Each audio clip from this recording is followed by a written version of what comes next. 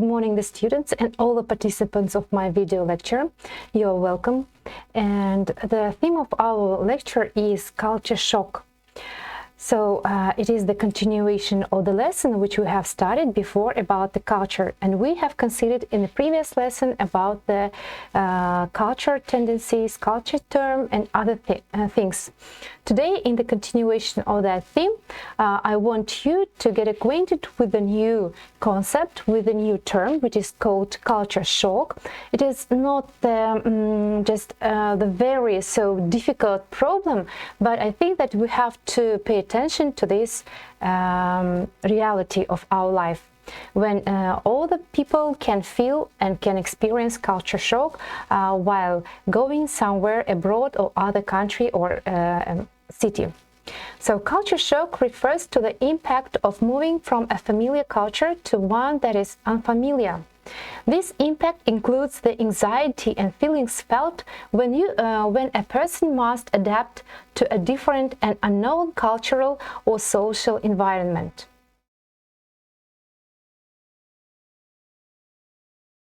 It might include the shock of a new environment, meeting new people, eating new food, or adapting to a foreign language, as well as the shock of being separated from the important people in your life, such as family, friends, colleagues, and teachers.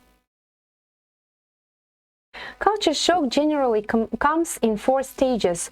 These stages are: Step 1, the honeymoon stage; Step 2, the distress stage; Step 3, the orientation stage, and Step 4, the adaptation. Step 1. Concerning Step 1, I can say that the honeymoon stage, during this stage, everything is new and interesting. You may experience a feeling of euphoria and be in a way of all the differences you see and experience.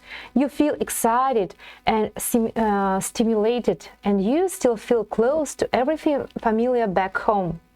During this stage, you generally focus on the similarities between your home country and your host country, but you appreciate the differences as well.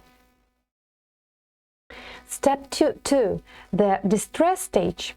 Once the honeymoon stage wears off, you may suddenly start getting frustrated or annoyed by your own country, specifically the customs and values. The things you are experiencing no longer feel new. In fact, it's starting to feel like the strangers of a new culture is preventing you from experiencing things. You may feel hostility towards the way things are done here, and you might think that they should be done in a different way. You start to idealize life back home and may feel that your current culture, language, and food are interfered to what you are used to. Step 3, the orientation stage. This stage is the first stage in acceptance.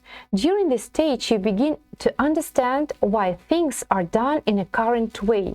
You start to respect the culture and traditions, whether you consider them to be good or bad. You begin to feel more comfortable in your new environment, and you begin to have a more positive outlook.